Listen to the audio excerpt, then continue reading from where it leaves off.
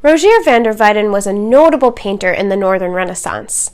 He got his start by working under a master artist, which eventually led to his position as painter for the Duke of Burgundy in the city of Brussels. Like many of his contemporaries, he emphasized close observation and meticulous detailed representation. He balances illusionistic realism with an interest in strong and linear surface design. All of the elements of this painting are intended to affect the viewer in an immediate, viscerally emotional way. This includes the gestures and expressions of grief each of the figures displays, and the parallels between Mary's body as she swoons and the lifeless body of her son. This tightly compressed space and conceptual ambiguities in the image enhance the immediacy and presence of the figures. Although none of his paintings are signed, van der Weyden's compositions, style, and commission documentation allow art historians to determine their authenticity.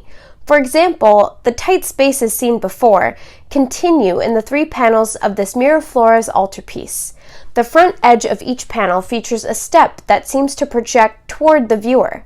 As in his Descent from the Cross, van der Weyden's placement of religious scenes in clearly defined interior spaces gives the sense of the figures being on a stage. Rogier van der Weyden's greatest impact may have been in his depiction of emotions.